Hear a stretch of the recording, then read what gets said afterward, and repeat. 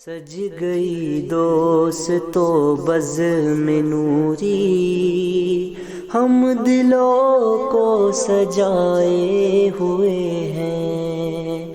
آج موسم آج موسم ہے کتنا سہانا، میرے سرکار آئے ہوئے ہیں۔ والشاكرين والحمد لله رب العالمين۔ قال الله تعالى في شأن حبيبه المصطفى إن الله وملائكته يصلون على النبي يا أيها الذين آمنوا صلوا عليه وسلموا تسليما صلوا عليه الصلاة والسلام عليك يا رسول الله صلی اللہ تعالیٰ علیہ وسلم۔ نبی اور آل نبی پر مرتبہ و درود پاک پڑھیں۔ اللہم صلی علی سیدنا مولانا محمد معدن الجود والکرم و آلہ و بارک وسلم صلاۃ و سلام علیک یا رسول اللہ یا حبیب اللہ صلی اللہ تعالیٰ علیہ وسلم۔ مختصر حمد و صلاۃ کے بعد قرآن مقدس کی مشہور آیت پاک تلاوت کرنے کا شرف حاصل کیا۔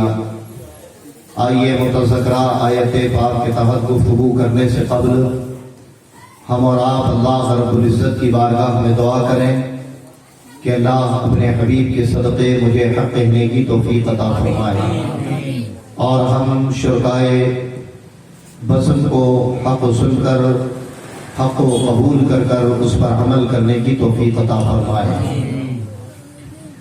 اللہ رب العزت کا احسان عظیم ہے کہ آج محفل سرکار غوث اعظم رضی اللہ تعالیٰ عنہ کی یہ چوتھی نشست ہے کہ جس میں ہم اور آپ شرکت کی سعادت حاصل کیے ہوئے ہیں، اور تسلسل کے ساتھ ذکر پاک شیخ عبد القادر جیلانی رضی اللہ تعالیٰ عنہ ہم اور آپ سماعت کر رہے ہیں۔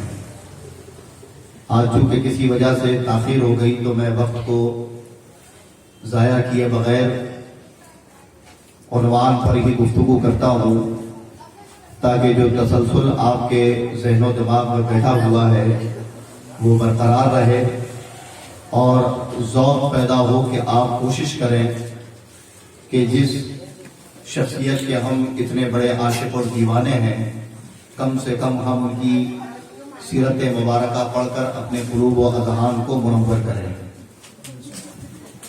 سرکار غوث اعظم رضی اللہ تعالیٰ عنہ کی شان اتنی بلند ہے کہ اگر تفصیلاً پوری زندگی ان کی شان اور ان کی رفعت کو بیان کیا جائے تو یہ کم پڑ جائے گی، اس لیے کہ ولادت سے لے کر وصال تک ہر ایک لمحہ سرکار غوث پاک رضی اللہ تعالیٰ عنہ کا اتباع مصطفیٰ میں گزرا، اور جس منصب پر رب کائنات نے آپ کو فائز فرمایا، آپ نے اس منصب کی طلب میں، اس منصب کو پانے کے لیے جو جدوجہد اور جو مجاہدات کیے ہیں، نہ آپ سے پہلے کسی ولی کے اندر وہ نظر آتے ہیں، اور نہ صبح و قیامت تک پھر کسی کے اندر نظر آئے گے۔ یعنی آپ نے صبر و استقامت کی تمام حدیں پار کر دی، اور اللہ رب العزت کی رضا کے لیے ہر اس کام کو پائے تکمیل تک پہنچایا کہ جب عقل انسانی اس طرف رجوع کرے تو وہ مجسمہ حیرت بن کر کھڑی ہو جاتی ہے کہ کسی خاکی شخص کے لیے اتنا زیادہ مجاہدہ اور ترک نفس یہ کیسے ممکن ہو سکتا ہے۔ سرکار غوث پاک رضی اللہ تعالیٰ عنہ آپ نے کل سماعت کیا کہ 18 برس کی عمر میں بغداد آئے، اور تقریباً آپ نے 46 سال کی عمر تک علم دین مصطفیٰ حاصل کرنے میں صرف کر دیا۔ اس پوری عمر میں آپ نے کئی ایک علوم پر مہارت حاصل کی، اور جب آپ علوم ظاہری سے فارغ ہوئے تو ہر اللہ والے کا یہ طریقہ رہا کہ پھر وہ شیخ کامل کی تلاش میں نکلے، وہ مشائخ کی تلاش میں نکلے، اور خانقاہوں میں بیٹھ کر روحانیت اور سلوک کی تعلیم حاصل کی۔ سرکار غوث اعظم رضی اللہ تعالیٰ عنہ کی عمر کا لگ بھگ 40واں سال تھا، اور آپ پیر و مرشد کی تلاش میں بڑے ہی متمنی اور متلاشی تھے کہ کہیں وہ شخصیت مل جائے کہ پیران پیر انہیں اپنا پیر بنائے. اور عام طور پر غوث اعظم رضی اللہ تعالیٰ عنہ کے پیر اور آپ کے مشائخوں کا ذکر عام طور پر کیا بھی نہیں جاتا. اور بعض اوقات وجہ یہ ہے کہ لوگوں نے کتابوں کا اس حد تک مطالعہ نہیں کیا کہ جہاں آپ کے مشائخ، آپ کے پیران اعظام اور آپ کے بزرگوں کا تذکرہ موجود ہو. سرکار غوث اعظم رضی اللہ تعالیٰ مرید جن سے ہوئے، یعنی سب سے پہلے شرف بیعت جن سے آپ نے حاصل کیا، ان کا نام نامی اس میں گرامی ہے شیخ سید حماد ابن مسلم جبار رحمت اللہ تعالیٰ علیہ. یہ بغداد کی سرزمین پر تھے اور بڑے پائے کے بزرگ، اور سب سے پہلے سرکار غوث پاک رضی اللہ تعالیٰ انہی کی خانقاہ میں اصول تصوف سیکھنے اور اسے سمجھنے جاتے تھے. یہ تاریخ نگاروں کا کہنا ہے، لیکن اصل معنوں میں تو آپ کو رب کائنات نے سلوک کا پیکر بنا کر دنیا میں بھیجا تھا، لیکن اپنے خاندان کے اصول اور ضابطے کو قائم رکھنے کے لیے سرکار غوث اعظم رضی اللہ تعالی شیخ حماد بن مسلم رحمت اللہ تعالی علیہ کی بارگاہ میں جایا کرتے اور آپ کے حلقے میں بیٹھ کر درس و نصیحت حاصل کیا کرتے تھے.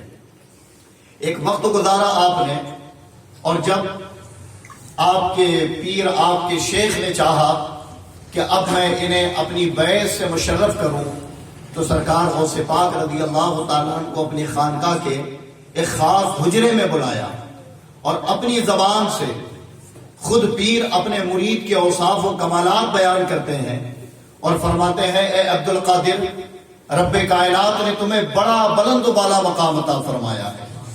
تمہاری یہ شان بھی ہوگی کہ تم سے پہلے اور تمہارے بعد آنے والے تمام مشائخ اور اولیاء تمہارے تابع ہوں گے اور تمہاری اتباع کرنے پر اپنے آپ میں فخر محسوس کریں گے. اور پیر نے یہ بشارت بھی دی کہ ایک وقت یہ بھی آئے گا کہ اسی بغداد میں تمہارا وہ شورا ہوگا کہ تم بغداد کی جامع مسجد میں بیٹھ کر علل اعلان جب یہ کہو گے کہ قدمی ہادی علی کل رقبتی ولی اللہ، کہ میرا قدم تمام ولی اللہ کی گردنوں پر ہے، تو تم دیکھو گے کہ جو اجلہ تھے، جو تم سے پہلے تھے، انہوں نے تو اپنے سر خم کیے، جو صبح قیامت تک تمہارے بعد آئیں گے وہ بھی تمہارا قدم اپنی گردنوں پر رکھوانا فخر محسوس کریں گے.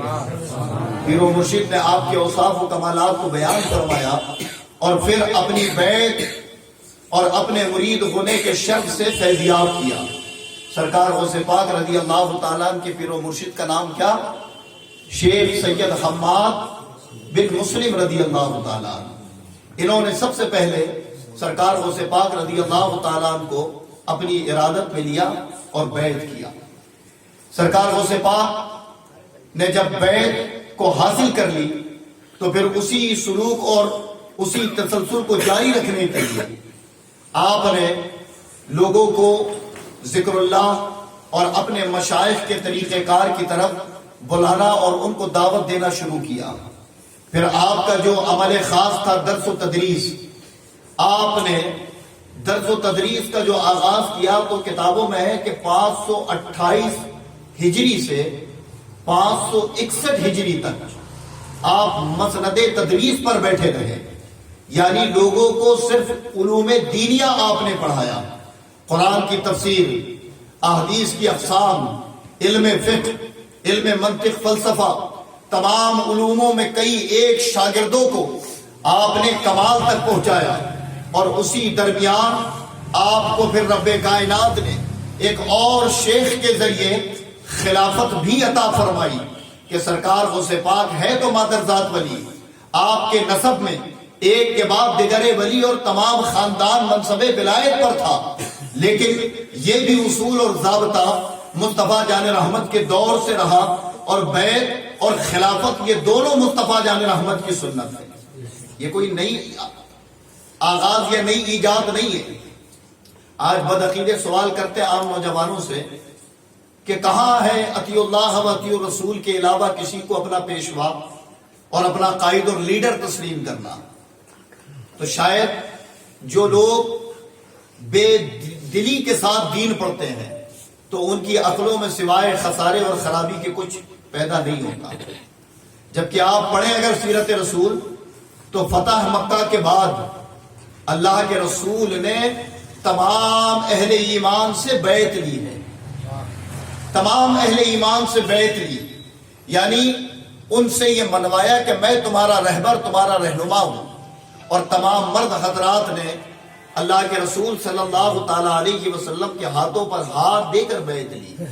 اور رہی بات عورتوں کی تو اللہ کے نبی نے کسی عورت کے ہاتھ کو اپنے جسم سے مس نہیں ہونے دیا، بلکہ عورتوں سے جب بیعت کی باری آئی تو اللہ کے نبی نے زبان سے ان سے بیعت لیا اور نہ ہی ان کو اپنے سامنے.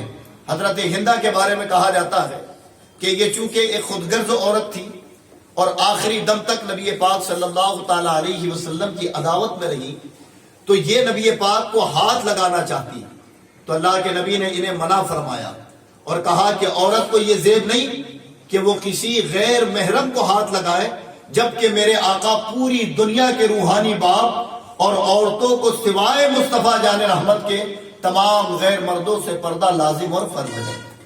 لیکن اللہ کے رسول نے امت کی تعلیم کے لیے اس پر بھی احتیاط برتی اور یہ تعلیم بھی. تو یہ بیعت اور مرید ہونے کا جو سلسلہ ہے یہ رسول پاک صلی اللہ تعالی علیہ وسلم سے چلا آ رہا ہے.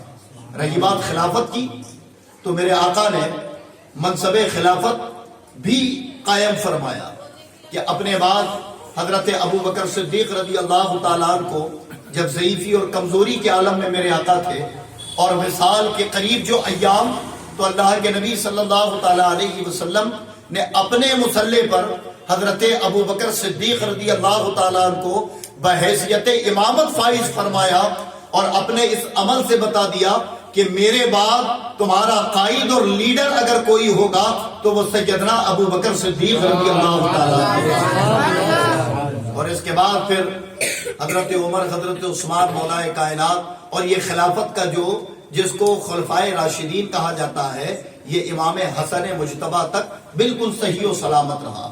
پھر اس کے بعد اس میں خرابی پیدا ہوئی، بہرحال وہ ایک الگ موضوع ہے. اسی طرز پر عمل کرتے ہوئے سرکار غوث اعظم رضی اللہ تعالیٰ نے اپنے مشائخ جن سے مرید ہوئے انہوں نے خلافت تو بظاہر عطا نہیں کی، لیکن ایک بزرگ بغداد کے کہ جن کا شہرہ اور جن کی شان بڑی بلند و بالا، جن کا نام نامی اس میں گرامی تواریخ میں آتا ہے کہ شیخ سید ابو یوسف مخدومی رحمت اللہ تعالیٰ علیہ، کہ انہوں نے سرکار غوث اعظم رضی اللہ تعالیٰ کو خلافت عطا فرمائی، اپنا خرقہ عطا فرمایا. اور اس کا واقعہ یوں بیان کیا جاتا ہے کہ چونکہ ترک نفس کے سرکار غوث پاک عادی تھے، سرکار غوث اعظم رضی اللہ تعالیٰ نے اتنے بڑے بڑے مجاہدے فرمائے کہ کئی دن آپ بھوکے اور پیاسے رہتے محض اللہ کی رضا کے لیے. ایک مرتبہ آپ نے اللہ کی بارگاہ میں ضد پکڑ لی اور فرمایا اے رب کائنات، میں اس وقت تک نہیں کھاؤں گا اور پیوں گا جب تک تو کسی اپنے نیک بندے کو بھیج کر میرا روزہ افطار نہ کرا دے. آپ نے یہ عہد کر لیا، خدا کی بارگاہ میں توقع کر لیا، اور پھر کئی ایام گزر گئے. بعض روایتوں میں ہے کہ مہینے سے زیادہ دن گزر چکے اور آپ بھوکے اور پیاسے ہیں، اور حال یہ ہو جاتا کہ اس بھوک اور پیاس کی کمزوری سے آپ زمین پر گش گشی کھا کر گر پڑتے اور دیکھنے والوں کو یہ خیال ہوتا کہ اب یہ انتقال فرما چکے ہیں. بعض اوقات لوگ تجزیہ و تکفین کے اہتمام میں لگ جاتے اور پھر دیکھتے تو آپ کے جسم میں جنبش نظر آتی اور لوگ کہتے کہ عبد القادر کچھ کھا لے پی لیں ورنہ آپ کا جسم آپ کا ساتھ چھوڑ دے گا. آپ فرماتے ہیں کہ مجھے میرے رب کی ذات پر توقع ہے، جب وہ زمین کی تہ میں رہنے والے مخلوق کے رزق کا انتظام کرتا ہے پھر تو میں اس کا بندہ خاص ہوں، پھر وہ بھلا مجھے ضائع کیسے کرے گا. آپ نے توقع اور خدا کی ذات پر جو ہے وہ بھروسے کی ایک ایسی تعلیم عطا فرمائی کہ بندہ اس کے ایک ذرے پر بھی عمل کر لے تو کبھی محتاج نہیں ہوگا. سرکار غوث اعظم رضی اللہ تعالیٰ اپنے ایک مخصوص مقام پر بیٹھے اسی عالم میں کہ آپ کے اندر سے ایک آواز آئی کہ اے عبد القادر، اب ہم تمہیں اجازت دیتے ہیں کہ کھا لو، ہم اجازت دیتے ہیں کہ پی لو۔ یہ آپ کے اندر سے آواز آئی، لیکن اس آواز کو سنا حضرت شیخ یوسف مخدومی رحمت اللہ تعالی علیہ نے دی، اور جب ان کے کانوں میں یہ آواز گئی تو یہ اپنی خانقاہ سے نکلے اور سرکار غوث اعظم رضی اللہ تعالیٰ کے قریب تشت میں کچھ کھانے لے کر پہنچے اور اپنے ہاتھوں سے انہیں لقمہ کھلایا، اور جب لقمہ آپ نے کھایا تو فرمایا یہ کیسا عہد تھا؟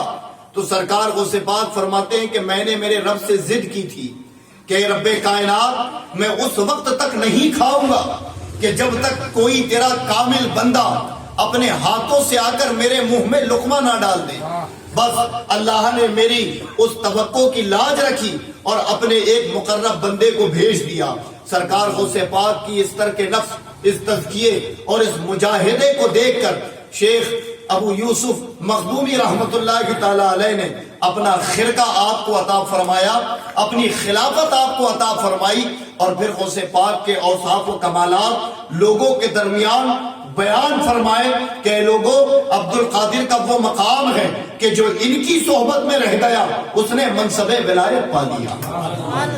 اور پھر سرکار غوث پاک رضی اللہ تعالیٰ عنہ کا وہ دور آیا کہ درس و تدریس کے ساتھ اب رب کائنات نے جس منصب کے لیے آپ کو چنا تھا، آپ اس کی تکمیل کے لیے بڑھ گئے۔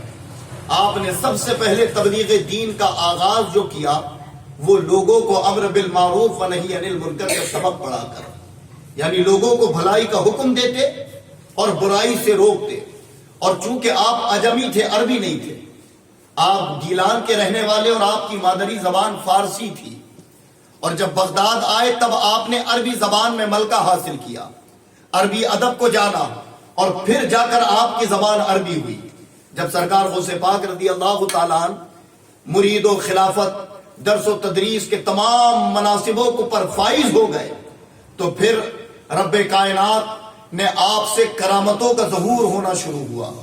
اور سرکار غوث پاک کی کرامت کیا تھی کہ آپ سے جو مرید ہو جاتا پھر آپ تا عمر اس کے نگہبان بن جاتے، اور وہ جب جہاں سے آپ کو پکارتا غوث پاک رضی اللہ تعالیٰ اس کی مدد اور امداد کے لیے تشریف لے جاتے ہیں۔ آپ درس حدیث دے رہے تھے اپنے مدرسے میں بیٹھ کر، اسی درس حدیث کے دوران آپ پر ایک رقت طاری ہوئی، عالم وجد آپ پر طاری ہو گیا، اور پھر شاگرد جو درس حدیث آپ کے پاس پڑھ رہے تھے انہوں نے اپنی آنکھوں سے دیکھا کہ آپ ہمیشہ ایک چادر اپنے ساتھ رکھتے تھے۔ آپ نے اچانک اپنی آستینیں چڑھائی اور اس چادر کے نیچے ہاتھ ڈالا۔ جب ہاتھ ڈالا تھا تو ہاتھ خشک تھا، لیکن جب نکالا تو اس میں پانی کے قطرات ٹپک رہے تھے۔ شاگردوں نے جب یہ کمال دیکھا تو تعجب میں پڑ گئے، لیکن غوث پاک اگر کسی کے استاد ہو تو بتاؤ رعب و دبدبے کا عالم کیا ہوگا، شاگرد کتنے مؤدب ہوں گے۔ ادب کو ملحوظ رکھنے کی وجہ سے کسی شاگرد کی یہ جرت نہ ہوئی کہ اس معاملے کے تحت کچھ کلام وہ کر سکے، لیکن کچھ وقت گزرا اور وہی شاگرد غوث پاک کی بارگاہ میں بیٹھے ہیں، میرے غوث انہیں درس حدیث پڑھا رہے ہیں، اور اچانک ایک قافلہ آیا جو آپ کو سلام عرض کرتا ہوا آپ کے قدموں کا بوسہ لیتا ہے اور آپ کو گھیر کر بیٹھتا ہے اور کہتا ہے شکریہ یا شیخ عبد القادر جیلانی، اے ہمارے غوث آپ نے ہمیں بچا لیا۔ غوث پاک خاموش تھے کہ ان کا سردار کہہ پڑتا ہے کہ دریا سے ہم سفر کر رہے تھے، ہماری کشتی جب دریا کے بھور میں پہنچی تو وہ غرق ہونے لگی، پھر ہم میں کچھ آپ کے مرید تھے جنہوں نے آنکھوں کو بند کیا، بغداد کی طرف لو لگائی اور پکارا یا شیخ عبد القادر جیلانی شیئن للہ، کہ اے میرے غوث ہماری مدد فرمائے، ہماری امداد فرمائے۔ بس اتنا کہنا تھا کہ ہماری آنکھوں نے دیکھا ایک نورانی ہاتھ دریا سے اجاگر ہوا اور اس نے ہماری کشتی کو سنبھال کر ساحل پر لگا دیا۔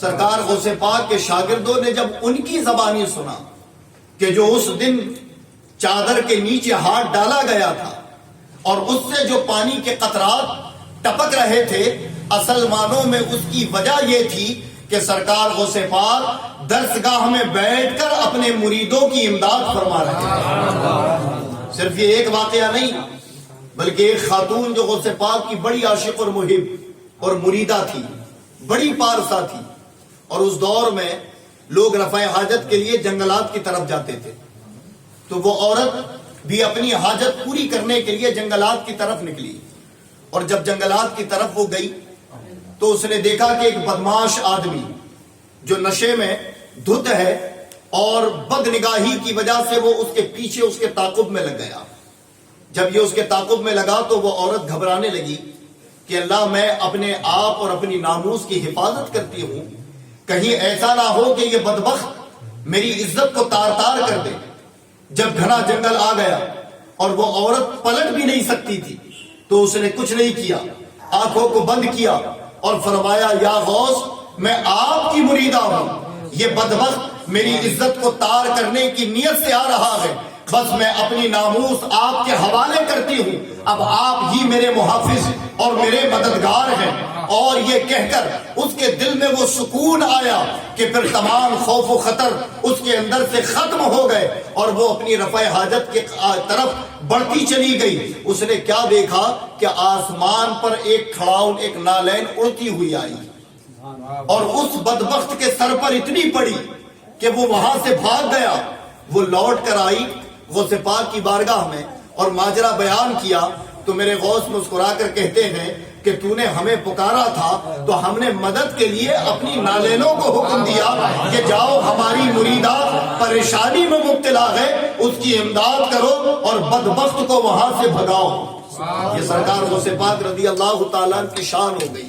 رفتہ رفتہ یہ سلسلہ آپ کا بڑھتا گیا اور آپ کی کرامتوں سے متاثر ہو کر ایک جمع غفیر لوگوں کا ہجوم آپ کی بارگاہ میں رہنے لگا، اور پھر اپنے دل کے معاملات غوث پاک کی بارگاہ میں وہ پیش کرتے اور غوث پاک نظر فرماتے تو رب کائنات ان کے وہ جائز معاملات کو پائے تکمیل تک پہنچا دیتا۔ پھر سرکار غوث پاک کے شیخ نے، آپ کے پیر نے آپ کو حکم دیا کہ اے عبد القادر، یہ جو چھوٹی چھوٹی نشستوں کے ذریعے تم لوگوں تک امر بالمعروف و نہی عن المنکر یعنی اچھائی کا حکم اور برائی سے دور رہنے کی رغبت کا پیغام پہنچاتے ہو، کیوں نہ ہو کہ تم واعظ و نصیحت کے انداز میں لوگوں کی اصلاح فرماؤ۔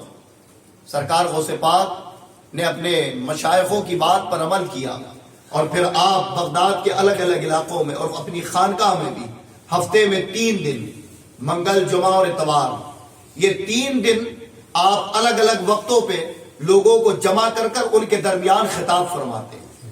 آپ خطاب فرماتے، اس وقت تک لوگوں کا ایک کوئی خاص مجمع آپ کے خطاب میں جمع نہیں ہوا کرتا تھا۔ تو ایک مرتبہ دوپہر کے وقت آپ قیلولہ کی نیت سے بیٹھے ہوئے لیٹے ہوئے تھے کہ امام الانبیاء مختار کائنات محمد الرسول اللہ صلی اللہ تعالی علیہ وسلم کی تشریف آوری ہوئی۔ سرکار غوث پاک فرماتے، میں نے اپنی آنکھ کریم کا دیدار کیا اور مصطفیٰ جان رحمت تشریف لائے اور کہا، عبد القادر، اپنے واعظ کو نکھارتے کیوں نہیں؟ کیوں لوگوں کے درمیان جا کر تم خطاب نہیں کرتے؟ تو غوث پاک فرماتے ہیں کہ نانا جان، میں عجمی ہوں اور یہ بغداد کے عربی جو فصاحت و بلاغت کے مالک، میں بھلا ان کے درمیان کیسے خطاب کروں؟ سرکار فرماتے ہیں، عبد القادر، اپنا منہ کھولو، اور پھر 7 قطرے لعاب کے مصطفیٰ جان رحمت نے آپ کے منہ میں ڈالے اور پھر فرمایا کہ اب خطاب کرنا۔ غوث پاک فرماتے ہیں کہ نبی پاک کی رخصتی ہوئی تو میری نظروں نے دیکھا کہ مولائے کائنات بھی چلے آئے اور حضرت علی نے اپنے لعاب کے 6 قطرے قطرے ڈالے. میں نے پوچھا کہ آپ نے 6 کیوں ڈالے؟ تو مولا علی فرماتے ہیں کہ میرا لعاب مصطفیٰ کے لعاب کی طرح نہیں ہو سکتا، یہ ادب کا تقاضا ہے. کہا عبد القادر جاؤ اور کسی وسیع میدان کا انتخاب کرو اور وہاں جا کر خدا کا پیغام لوگوں تک پہنچاؤ. پھر غوث پاک نے دارالامارت کے قریب جو بغداد میں، وہاں آپ نے ایک میدان میں خطاب شروع کیا، وہ کم پڑ گیا. پھر آپ عیدگاہ کی طرف گئے، وہ کم پڑ گیا. تو حکومت نے آپ کو شہر سے باہر ایک وسیع میدان دیا کہ اے شیخ اب جب بھی آپ اپنا خطاب کریں تو اس میدان میں چلے جایا کریں. اور پھر آپ کے خطاب کا یہ حال بھی ہوا کہ آپ تنہا خطاب فرماتے اور سامنے 70 ہزار کا مجمع جمع ہوتا.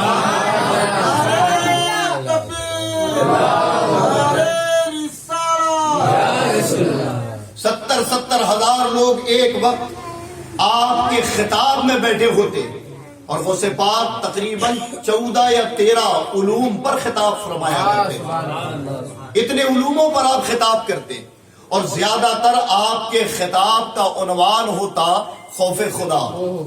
زیادہ تر آپ کے خطاب کا عنوان ہوتا اللہ کا ذکر.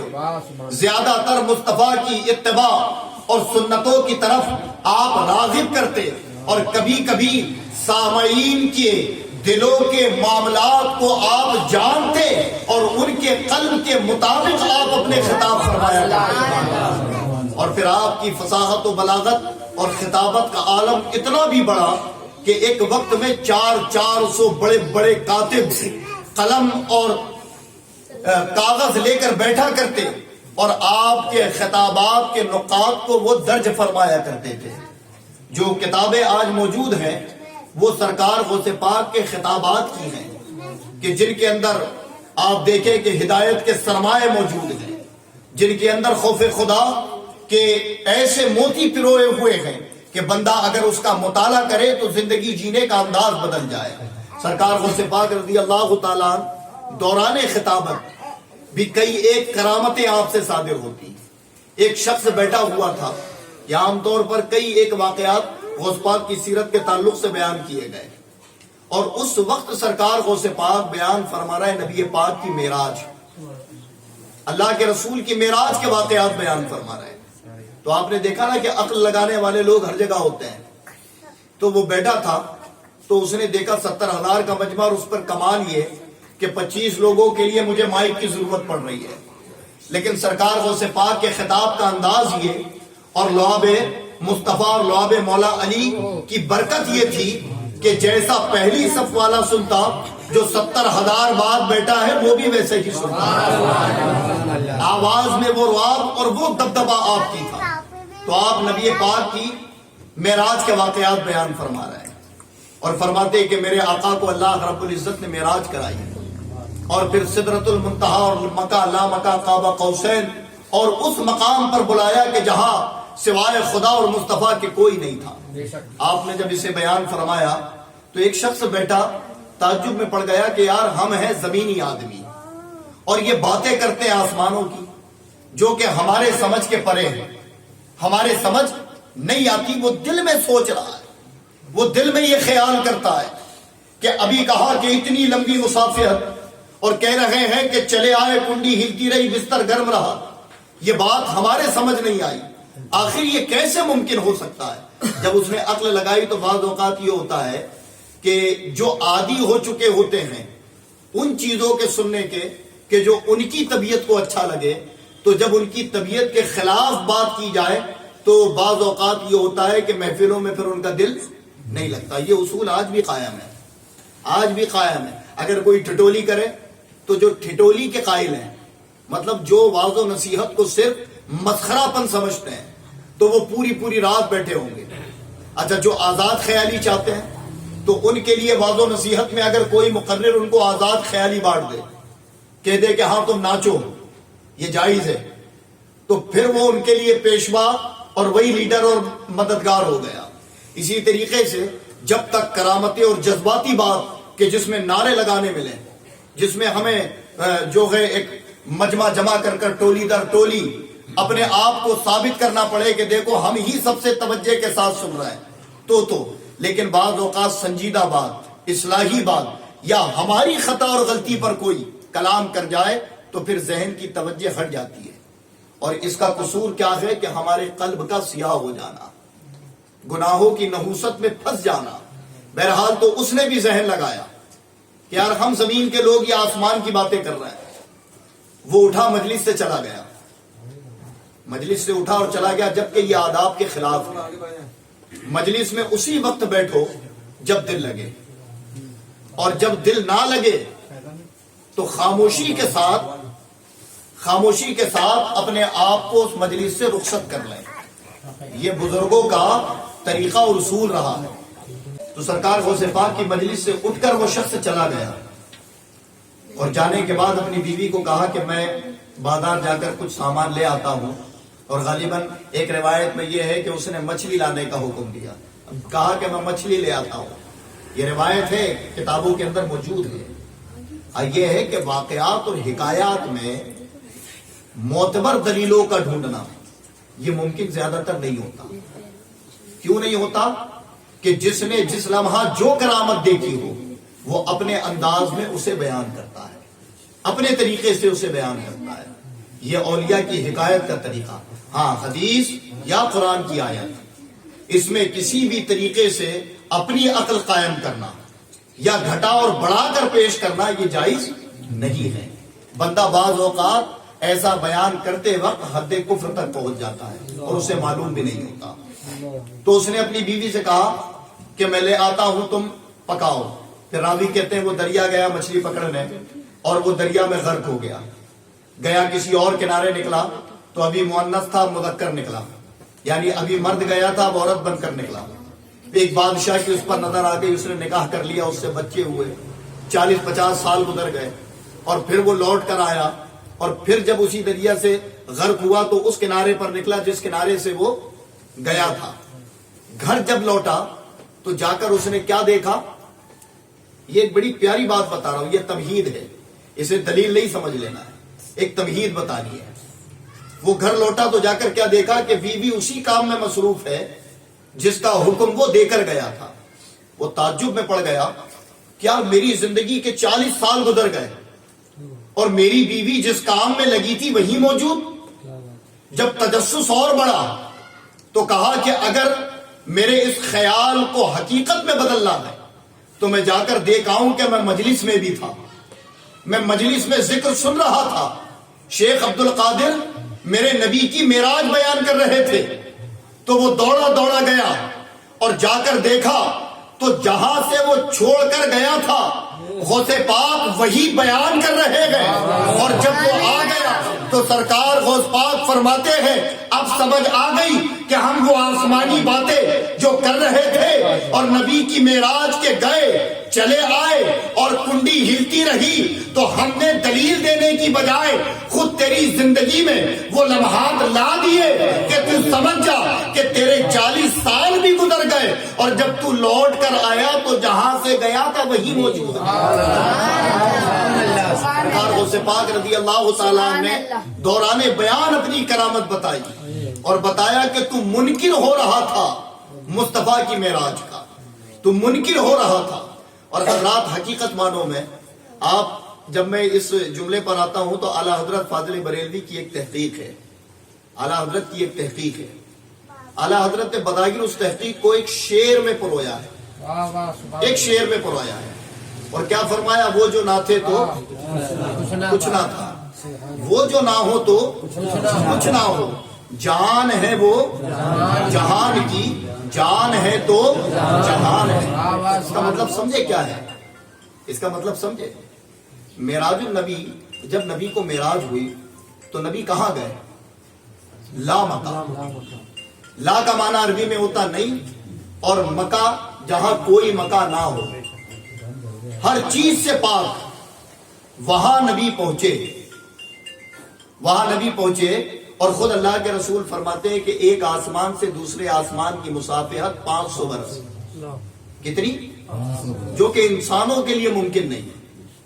سائنٹسٹوں نے ثابت یہ کیا ہے کہ جو لائٹ کی طرح اپنے اندر اسپیڈ پیدا کر لے، لائٹ کی طرح، بجلی کی طرح نہیں، ہے نا، یہ ایک تھیوری ہے، وہ جب میں معراج بیان کرتا ہوں تو اس میں تفصیلاً اس کو بیان کرتا ہوں.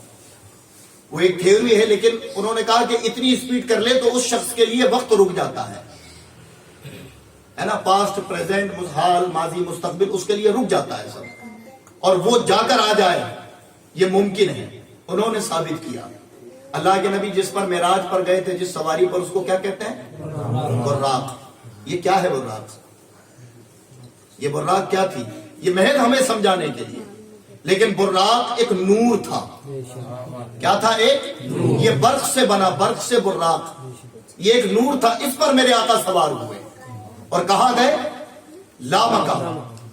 لامکہ جو کہ خود نور، اور تمام نور میرے نبی کے نور سے. لیکن گئے کس سے؟ کہ اگر انسان عقل لگائے تب بھی نتیجے تک پہنچ جائے. گئے تو ظاہر ہے وہ 500 سال کے مسافت ہمارے لیے تو تھی نہیں، وہ کس کے لیے تھی؟ بظاہر خود اگر ہم غور کریں تو نبی اپنے لیے بیان کر رہا ہے، اپنے لیے بیان کر رہا ہے. لیکن ہم کتابوں میں کیا پڑھتے ہیں؟ ہم پڑھتے ہیں کہ گئے، آئے، وقت کتنا لگا کہ کنڈی ہلتی رہی، بستر گرم رہا، اور 50 کو 5 کرا آئے، 9 مرتبہ لوٹے. اتنا طویل سفر کر کر میرے نبی واپس آئے. تو آخر یہ کیسے ممکن کہ ایک اتنی طویل مسافت بھی بتائی جائے اور پھر لمحے بھر میں لوٹ آئے؟ تو یہ مسئلہ کہیں نہ کہیں ہمارے ذہن میں آتا تو ہم جیسے لا علم اس میں الجھ کر اپنا عقیدہ تباہ کرتے. لیکن امام عشق و محبت نے کوئی تصنیف نہیں لکھی، بلکہ کیا کہا؟ وہ جو نہ تھے تو کچھ نہ تھا. یعنی نبی کو کہا وہ جو نہ تھے تو سمجھ نہیں آئی تمہارے؟ وہ جو نہ تھے تو کچھ نہ تھا، وہ جو نہ ہو تو کچھ نہ ہو، جان ہے وہ جہان کی. قابل غور جملہ یہ ہے کہ جان ہے وہ جہان، یعنی جب جہان سے جان ہی چلی گئی تو یہ جس کنڈیشن میں تھا وہی رکا رہا، یہ وہی رکا رہا. اور کب تک رکا رہا؟ جب تک جان لوٹ کر نہ آئی. تو ظاہر ہے کہ جہاں رکا تھا جان جانے کی وجہ سے چل بھی وہیں سے پڑا. جب جان لوٹ کر آئی کتنے سال لگے یہ اللہ جانے، مصطفیٰ جانے. لیکن چونکہ مصطفیٰ جانے رحمت ہے، اسی لیے جہاں سے رکا تھا آمد پر وہیں سے چل پڑا. تو کیا فرما؟ جان ہے وہ جہان کی، جان ہے تو. اور پھر ابھی بھی اگر چل رہا ہے یہ جہان، اگر ابھی بھی چل رہا ہے تو یہ عقیدہ ہمارا ہے کہ ہمارے نبی موجود ہے، زندہ ہے، تبھی تو چل رہا ہے.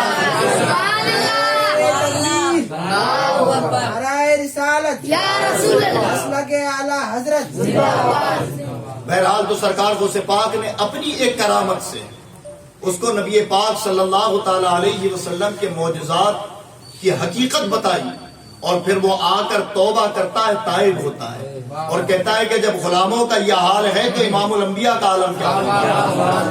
سرکار غوث پاک رضی اللہ تعالیٰ عنہ کی مجلس میں جب آپ واعظ فرماتے تو آپ کے لہجے میں وہ درد ہوتا اور خدا کے احکام کو اتنے فصیح انداز میں لوگوں تک پہنچاتے کہ جو اہل علم ہوتے ان پر وجد طاری ہو جاتا. یہ دوران بیان حالت وجد میں آ جاتے، اور جن کا وجد حد سے زیادہ بڑھ جاتا تو بعض اوقات ان کی روح ان کے جسم سے نکل جاتی. وہ خوف خدا میں اتنے مستغرق ہو جاتے تھے کہ تڑپتے، اور ان کی تڑپ اس حد تک بڑھتی کہ وہ اپنی جان تک دے دیتے. غوث پاک رضی اللہ تعالیٰ عنہ کا بیان سن کر کئیوں کا حال یہ ہوتا کہ آتے تو دنیا دار بن کر، لیکن جب واعظ میں بیٹھتے اور غوث پاک کی تقریر سنتے تو دوران بیان ان پر ایک رقت طاری ہوتی، اور وہ اپنے کپڑے پھاڑتے اور جنگلوں بیابان کی طرف چلے جاتے اور دنیا سے اپنا رشتہ منقطع کر لیتے. تقریباً پوری زندگی پھر غوث پاک نے واعظ و نصیحت کے ذریعے لوگوں کو اللہ اس کے رسول کے پیغام سے آگاہی دلائی. اور کئی مرتبہ ایسا ہوتا کہ آپ ممبر پر ہوتے اور لوگ دیکھتے کہ آپ کے قدم منبر پر نہیں بلکہ ہواؤں میں ہیں، آپ ہوا میں ہیں اور خطاب فرما رہے ہیں، اور کئی یہودی، نصرانی اور عیسائی دوران بیان آتے آپ کی مجلس میں اور مشرف با اسلام ہو کر چلے جاتے۔ ایک عیسائی نے سوال بھی کیا، یہ بھی سنا تھا کہ آپ نے ایک بڑے پرانے مردے کو جلایا سرکار غوث پاک نے۔ اس نے سوال کیا کیا تھا کہ ہمارے نبی عیسیٰ تو مردوں کو جلاتے تھے، آپ کے نبی نے کسی کو جلایا کیا؟ کوئی مردہ زندہ کیا؟ تو سرکار غوث پاک کیا فرماتے ہیں کہ اگر یہ میں کر دوں تو کہا جب آپ کر دو تو میں آپ کے دین کو اپنا لوں گا۔ جب بات یہ ہوئی اور ایک مناظرہ تھا، سرکار غوث پاک نے کہا تیری مرضی کے قبرستان لے چل اور تیری مرضی کی قبر پر لے جانا۔ سرکار غوث پاک اس قبر پر گئے اور جا کر کہا اللہ کے حکم سے اٹھ، تو وہ جو مردہ اٹھا اس کے بارے میں بیان کیا جاتا ہے کہ وہ دانیال علیہ السلام کا امتی تھا، جو حضرت موسیٰ سے تقریباً 1000 پہلے تھے، 1000 سال قبل پہلے آئے۔ کہا حضور کیا قیامت آ گئی؟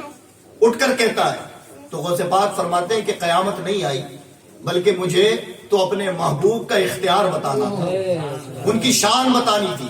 وہ قبر میں چلا تو گیا، لیکن یہ جس نے سوال کیا تھا یہ کانپ گیا اور دل کی دنیا بدلی، اور خود نہیں بلکہ اپنی پوری برادری کے ساتھ مشرف با اسلام ہو گیا، مشرف با اسلام ہوا۔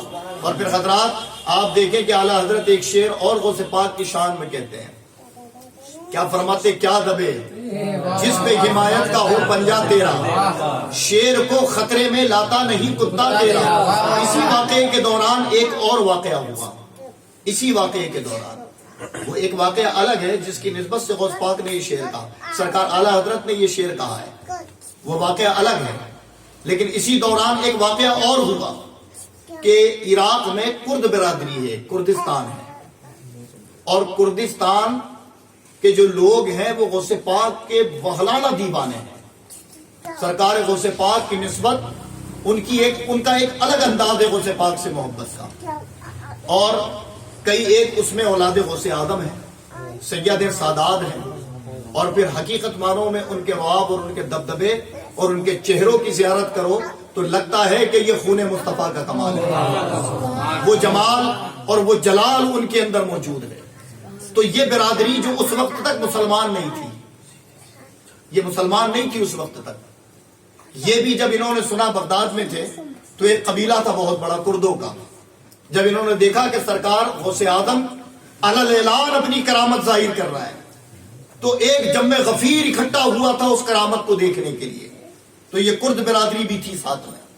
جب انہوں نے دیکھا یہ کرامت تو وہ تمام کے تمام بھی مسلمان ہو گئے، انہوں نے بھی کلمہ پڑھا۔ تو انہی جب کلمہ پڑھایا جا رہا تھا تو انہی برادری میں ایک بچہ تھا 8-9 سال کا، 7-8 سال کا ایک بچہ، وہ بھی قریب آ گیا، اور آنے کے بعد جب اس نے غوث پاک کا چہرہ دیکھا تو وہ بھی گیا، دست حق پر ہاتھ رکھا اور کلمہ پڑھ کر مسلمان ہوا۔ سرکار غوث پاک کی نگاہ ولایت، آپ نے اس کی پیشانی دیکھی اور دیکھنے کے بعد اس کے سر پر ہاتھ رکھا اور فرمایا کہ اے برادری والوں سنو، یہ بچہ جسے تم لائے ہو میں دعا دیتا ہوں کہ ایک وقت یہ فاتح بنے گا اور پوری دنیا اس کی بہادری کے نعرے الاپے گی، اور تاریخ اسلام میں اس کا تذکرہ کبھی ختم نہیں ہوگا۔ لوگوں نے دیکھا کہ جس کے سر پر غوث اعظم نے ہاتھ رکھا وہی بچہ بڑا ہو کر سلطان صلاح الدین ایوبی، اور یہ وہ فاتح بنا کہ جس نے بیت المقدس کو فتح کیا اور نہ جانے کتنے شہر مسلمانوں کے قبضوں میں لائے اور شیروں کی طرح زندگی گزاری اور کبھی خوف و خطر سے لرزائے نہیں۔ اعلیٰ حضرت نے اسی لیے کہا کیا دبے جس پہ حمایت کا ہو پنجہ تیرا، شیر کو خطرے میں لاتا نہیں کتا تیرا۔ یہ اس لیے لوگ اس کی نسبت اس سے نہیں ایک اور واقعے سے بیان فرماتے ہیں، اور وہ حقیقت واقعہ ہے کہ اس میں شیر کا تذکرہ بھی ہے کہ علامہ جام رحمت اللہ تعالیٰ علیہ، یہ ایک اللہ کے ولی جو شیر کی سواری کرتے تھے، تو یہ غوث پاک سے ملنے کے لیے بغداد آئے۔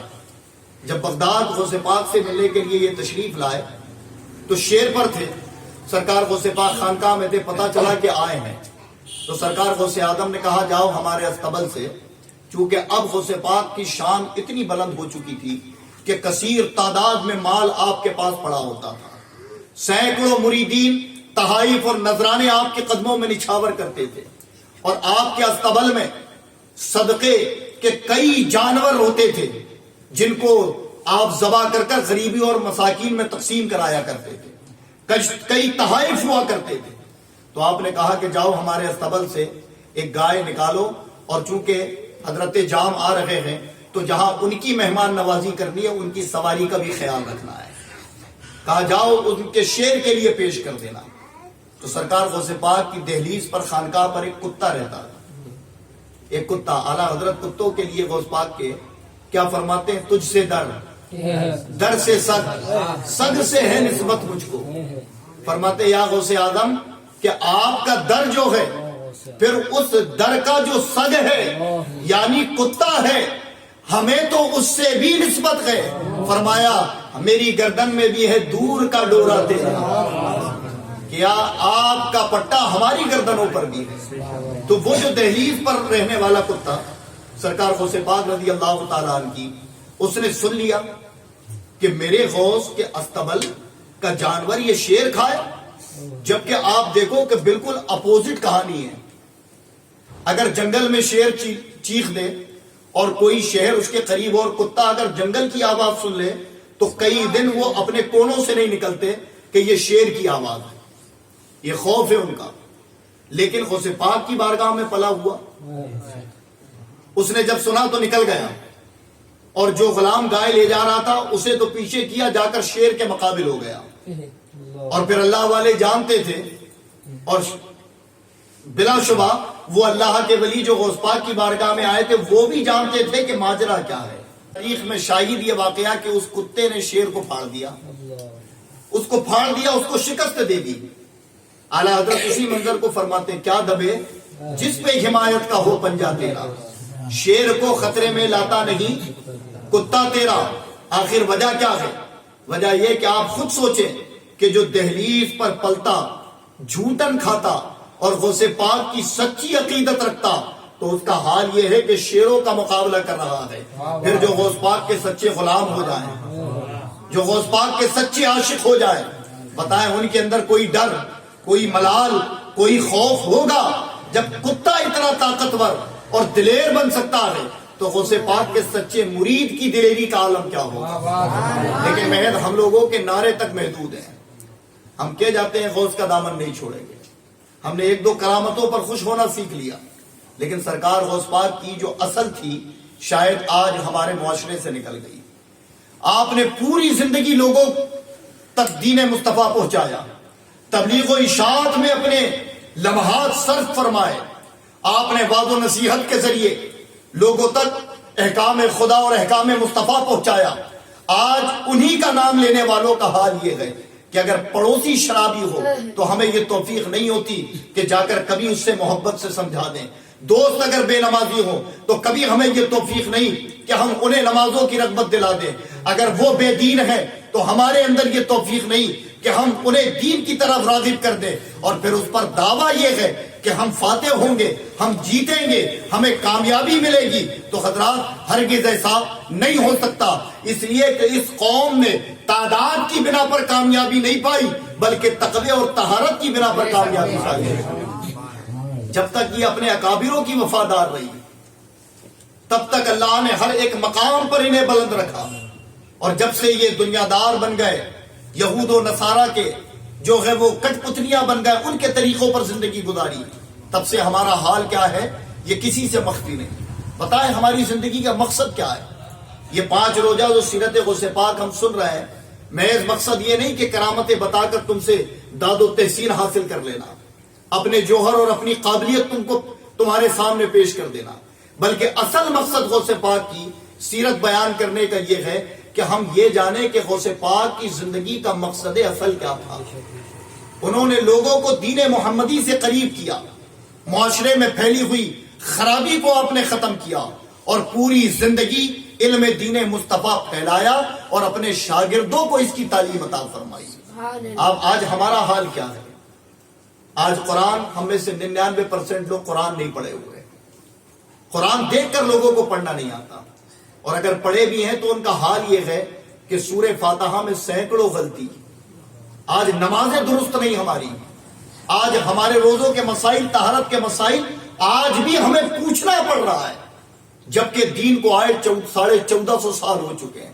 اب تو حال یہ ہونا تھا کہ ہمیں جو ہے وہ کلام کرنے تھے بڑے بڑے مسائلوں پر, دور جدید کے مسائل ہمیں سیکھنے تھے, قوم کی ترقی, اور بچہ بچہ ہمارا جانتا کہ دین یہ ہے.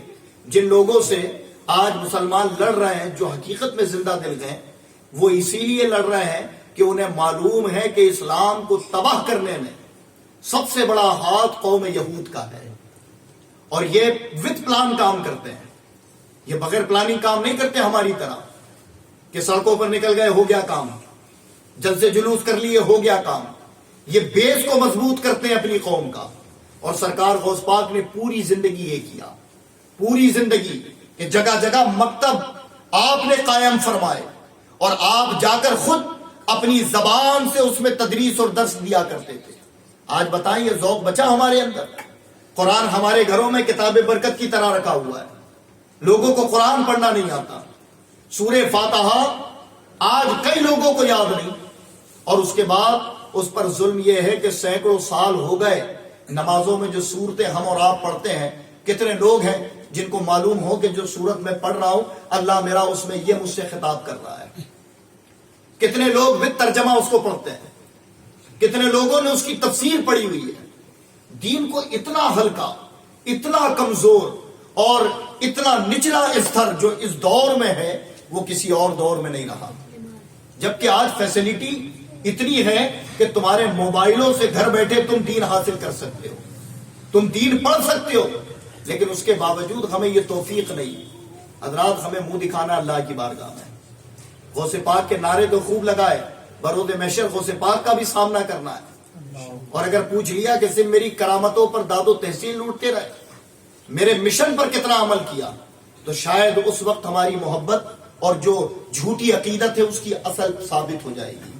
اس لیے خدا را آج بھی اگر ہم چاہیں تو ہم اپنی قوم کا اقبال بلند کر سکتے ہیں.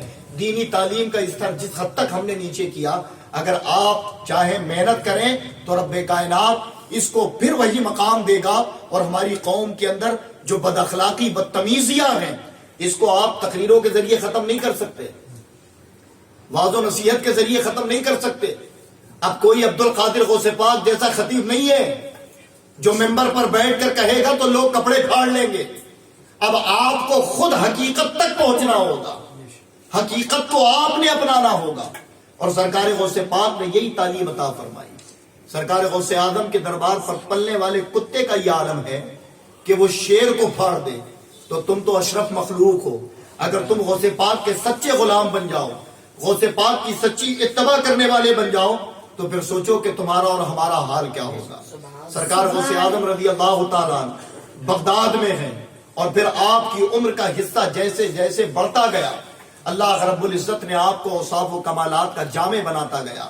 پھر آپ بڑے تاجر بنے, اور اتنے بڑے تاجر بنے کہ آپ کی خود کی ایک انڈسٹری تھی, کئی مزدور غلام آپ کے زیر اہتمام کام کرتے تھے. آپ خانوادے میں ہوتے, لیکن اس پر صبر و شکر کتنا کہ سرکار غوث پاک کا جہازوں سے مال آتا اور جاتا تھا, بڑے بڑے جہازوں سے مال آتا اور جاتا. ایک مرتبہ آپ کو آپ کے کسی خادم نے آ کر بتایا کہ حضور آپ کا مال دریا کے راستے آ رہا تھا اور یہ خبر ملی کہ وہ جہاز مال سمیت غرق ہو گیا. غوث پاک مسکرا دیے. کیا کرتے ہیں غوث اعظم؟ مسکراتے ہیں اور کہتے ہیں اللہ تیرا شکر ہے. مسکرا کر اللہ کا شکر بجا لاتے ہیں. ابھی آپ خاموش ہوئے تھے بغیر کسی ملال کے کہ ایک قاصد آیا اور کہا حضور وہ جو غرق ہوا جہاز تھا ابھی خبر ملی کہ وہ ساحل پر لگ گیا ہے. سرکار غوث اعظم اب رونے لگے, اب آنکھوں میں آنسو, جسم پر لرزہ طاری ہو گیا. تو جو ساتھ میں موجود تھے غلام, اور وہ تعجب میں پڑ گئے کہ جس وقت رونا اور ملال کرنا تھا تب مسکرا رہے تھے, اب رو رہے ہیں, آخر وجہ کیا ہے؟ جب آپ اپنی اصل حالت میں آئے تو فرمایا حضور آپ کا یہ انداز جو تبدیل ہوا ہماری سمجھ نہیں آیا. تو غوث پاک فرماتے ہیں کہ یہ مال رب کا دیا ہوا ہے، میں اپنے رب کا بندہ ہوں اور ہر لمحہ اس کے ذکر میں ملوث ہوں، مشغول ہوں. مجھے یہ خطرہ ستا رہا تھا کہ کہیں مال کے چلے جانے کا غم مجھے یاد خدا سے غافل نہ کر دے اور ناشکروں میں شامل نہ کر دے. فرمایا پھر روئے کیوں؟ تو سرکار غوث پاک فرماتے ہیں کہ مال ملنے کی خوشی، کہیں میں خوشی میں اتنا نہ ڈوب جاؤں کہ یاد خدا سے غافل ہو جاؤں اور ناشکرا ہو جاؤں. یہ سرکار غوث پاک کی تعلیم تھی کہ آپ بڑے تاجر ہونے کے بعد اپنے تمام معاملات خدا کی ذات پر رکھتے اور خدا کی جانب سے جو حکم ہوتا اس پر عمل کرتے. آپ سرکار غوث اعظم رضی اللہ تعالیٰ کی زندگی اگر بغور پڑھیں گے تو حضرات جہاں کرامتیں ہیں وہاں علمی معیار بھی غوث پاک کا بڑا بلند ہے. تقریباً 15-16 کتابیں آپ نے تصوف پر، شریعت پر، مسائل پر، حدیث پر، اصول حدیث پر آپ نے تصنیف فرمائی ہے. انشاءاللہ تبارک و تعالی کل آخری دن ہے اس مجلس کا، اور جو بچے ہوئے واقعات اور سیرت کے جو پہلو ہیں انشاءاللہ تعالی کل میں سرکار کے وصال تک اپنے علم کے مطابق واقعات آپ تک پہنچانے کی کوشش کروں گا. بس شرط یہ ہے کہ صرف محض تفصیلاً گفتگو سن لینا کمال نہیں، اس سے نکلنے والی تعلیمات پر عمل کرنا یہ ہمارے لیے کمال ہے. اللہ عمل کی توفیق عطا فرمائے. استغفر اللہ ربی من کل ذنب واتوب الیہ. لا الہ الا اللہ محمد رسول اللہ صلی اللہ علیہ وسلم.